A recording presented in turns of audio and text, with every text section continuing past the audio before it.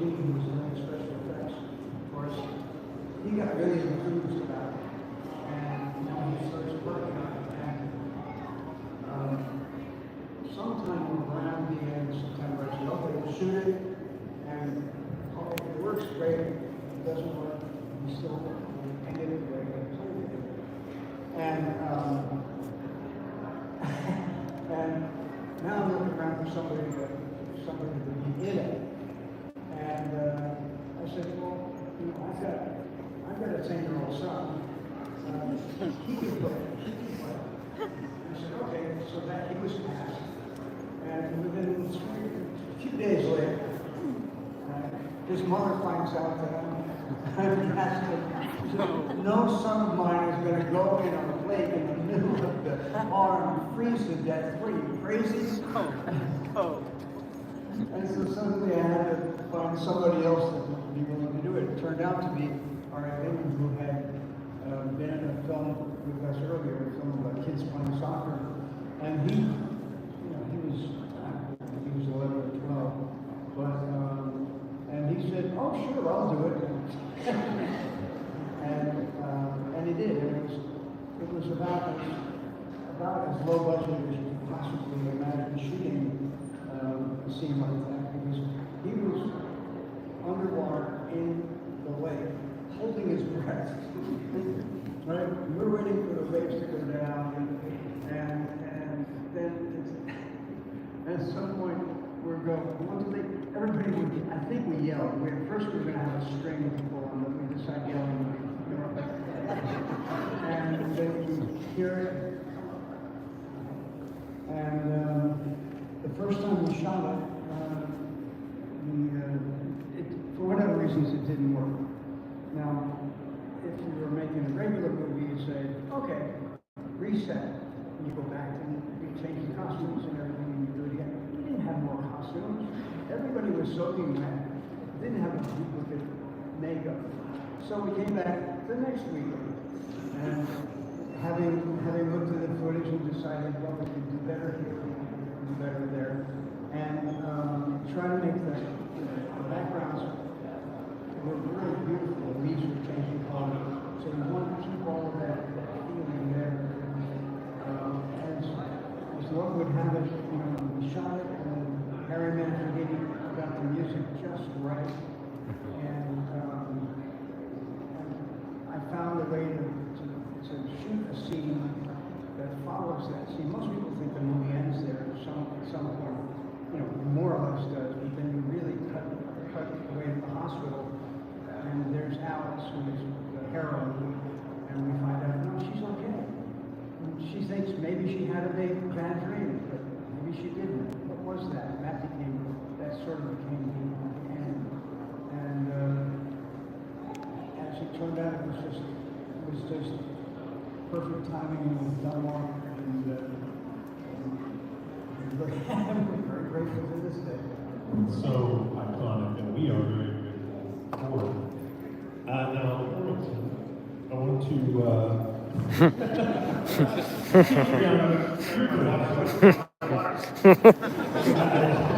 like to say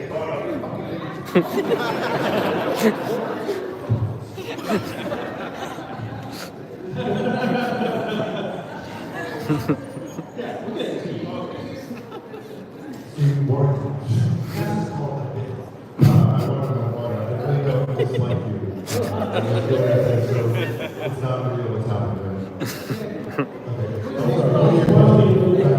Back to the show. So yeah, we're also. So Warren, what was your introduction to this franchise? Had you seen the original before? Yeah, I did. I had a date night. The beginning, I was like, I can't believe this. I'm not really a horror buff at the time, but I had a date night and watched the first Friday 13th. Everybody's shocked, yes. Then time goes by, I had no idea that I would later become part of the brand, and had no idea. Obviously, you would create a stance of 45 years leading up to celebrating Friday 13th. But to answer your original question, on my grade, I was to school in Strasbourg. Then you go through the process. You're beating feet, you got your fixer, you got 10 resume, you're trying to find a job, any goddamn job. And then the agent goes, oh, well, we got a movie, and this is odd because the agent says, oh, we're going to submit you for a movie called Jason. I go, huh? So I breezed by the office, they gave me a script, and it had gold and gold on the front face of it, Jason. I didn't really know what the hell it was. They weren't, at my time, they weren't calling it Friday 13th, Part 2. I don't know what had happened, but I suppose that they had meetings in the mornings and Frank MarkHaze on the gang and Steve Meyer, they were calling this Friday 13th, Part 2. So yeah, so then you go through the process, you go in, you think you're going to get some great role. I was originally submitted for John Fury's role. Oh, the counselor camp, you know, campers and all that stuff like this stuff is good. Well, I don't know. They ended up taking him, which is great. That's fine, I like him better. And they said, "Hey, well, you want to be Jason?" They go, "Oh, no, yeah, great." Now, I was young. I still. You have no idea. Back then, they're going to ask you, "Oh, have you done a lot of summer?" "Oh, yeah, of course."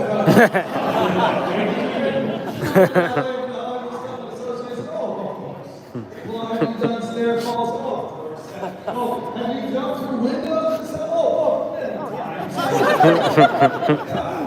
what is a 20-year-old kid going to say? Like, you're like, hello? Yeah, I got very good at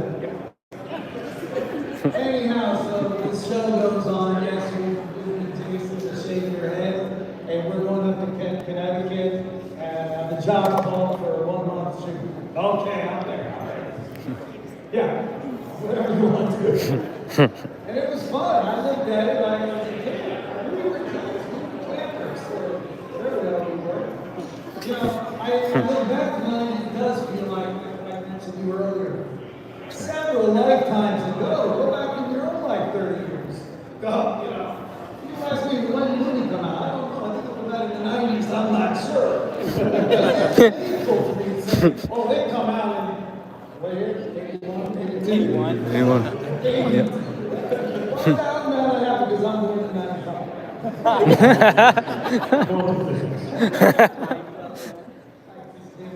can't believe the journey, and happy Friday 13th to everybody. Yeah!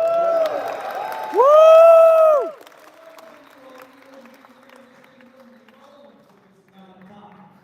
It isn't fun to think about the idea that that second film could be called Jason, because again, we take it for granted now when we hear Jason, I don't know 100 people that think Jason Voorhees, but not back then.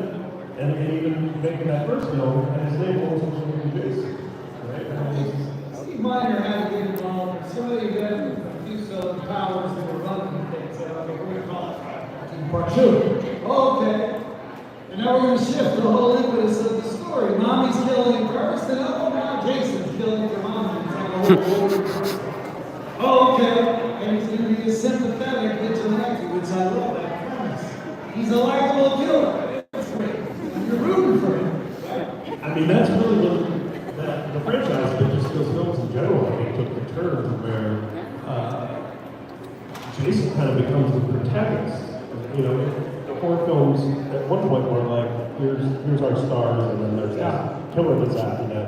And really, the Friday the 13th franchise is where it's like, well, you want to watch Jason Bourne. People love the character, they haven't even seen their children come up. And when they go, I love the then you go to the parent, well, has the child seen this? No.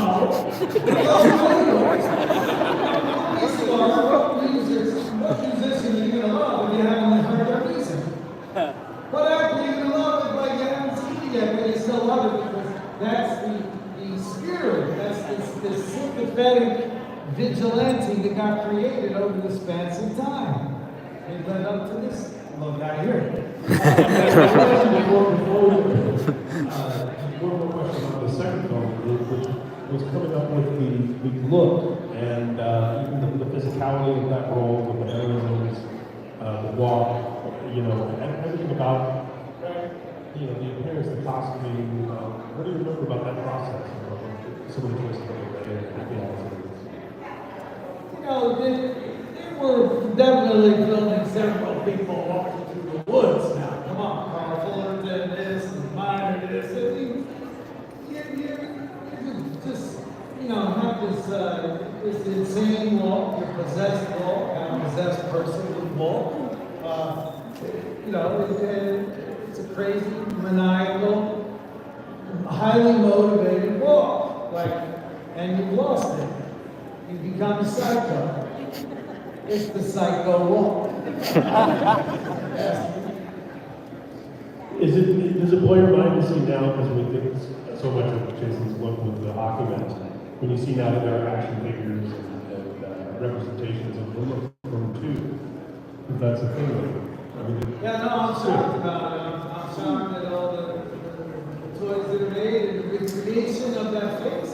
That face, we didn't really know about the face. You know, they put a lot of weight in Carl Fullerton because they just said to him, hey, you gotta do your thing. They didn't really know. And he's like, oh, okay. They send me to a dentist, and the dentist, they tell the dentist, give him the most horrible malformities you could even come up with. They cast his mouth, create the dentures, and put it in his mouth. And then we don't care how long he has to wear it. Well, intentionally try to screw your jaw up and walk around for 24 hours and see what happens. Your face gets out of joint quickly. Anyway, so then here's Carl. He's spending 8 hours trying to experiment. Oh, we gotta close your eye off. Well, how do you do that? Well, no, I've never had an eye closed. Oh, we gotta take it shut. What? Well, lose an eye. I feel so sorry for people who are in that position. But close an eye, you lose all your depth perception. You don't know how close you are to an oncoming star. Because you need both eyes to calculate things. Anyway, so it's a mess. And so that eye's closed off. And it's going to spend the next 7 hours, as you're aware of, gluing prosthetics on your face. Have you never done it before? You know, it's all coming new and different and shocking. Derek. Prosthetics? Do you know anything about Great it? segue. Hello. I mean, it's sort of a family at this point between all of you, right? You know, between Ken and of course Ken Honor and Ari, and I mean, you know, different actors and performers who have embodied this iconic character. It's like a little unholy fraternity of sorts. For some of us. No, it's a weird brotherhood in a sense.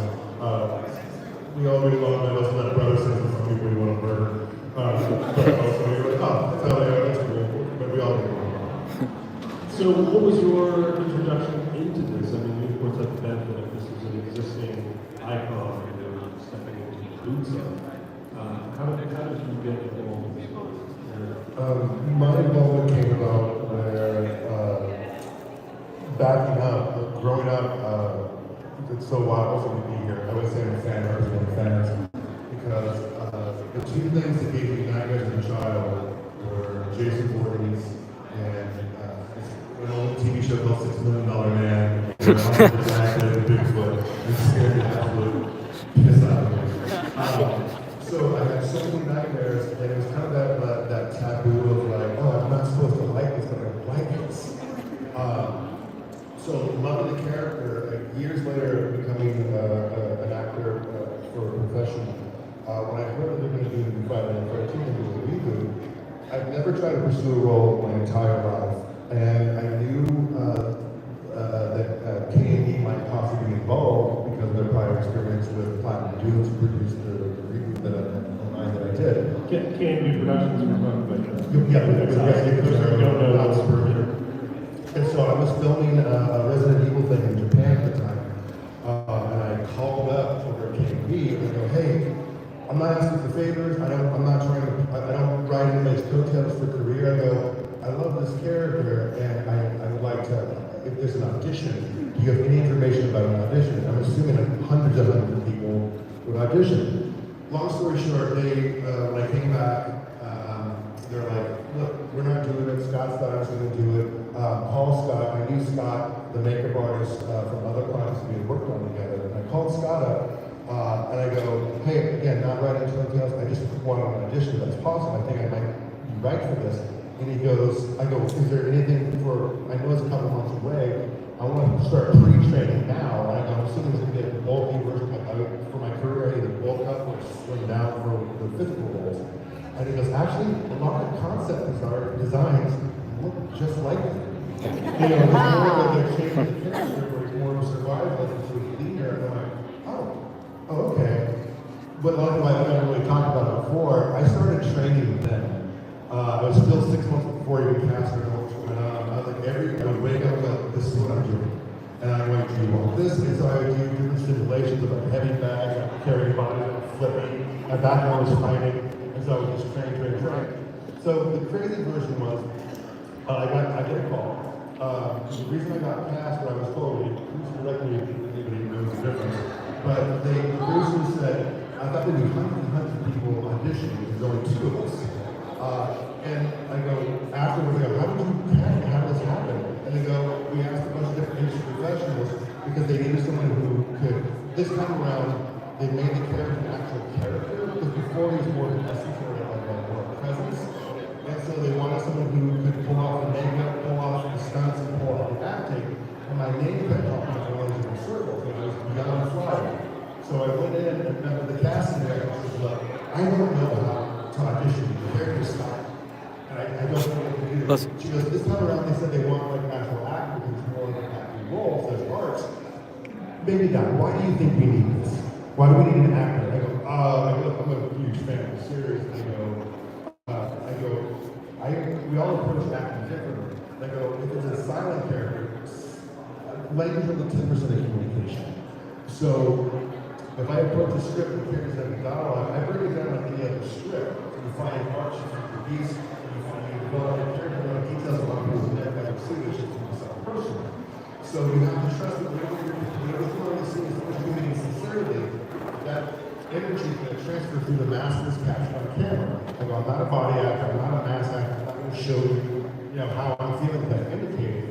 And I go, I'll feel it. And I started talking about like Greek mass theory and theater. Like Greek mass theory, that the actors want entity, that mass system, they come together, and they're like, you might be overqualified for this.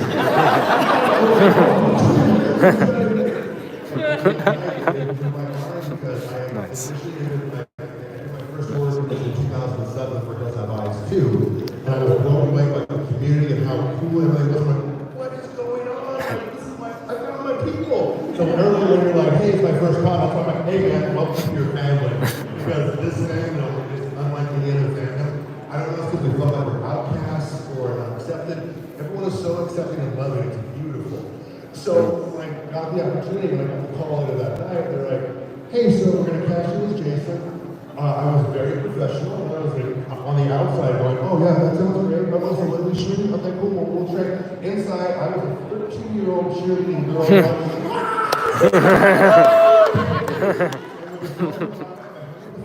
We're sitting on my stairs and just quietly straight ahead like, my life is going to change.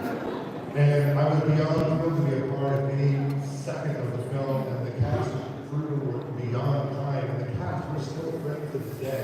A lot of them are on their resume very small, they have since grown up.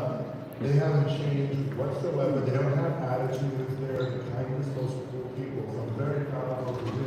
I'm also very proud that the part of the people that we were watching and called them friends. It's very surreal. So going to these cons in between TV and film is such a huge thing for me because I get to experience signing one thing, I go, whatever, but interacting with fans who are like basically your different version of myself and seeing that people can come over to me and tell me stories about like films or about the people they've met. It's a family. It feels so good. So thank you for allowing me to receive that because it's all about kindness. And everyone will be on kind, and I'm just mirroring back to your giving me. So thank you for the opportunity.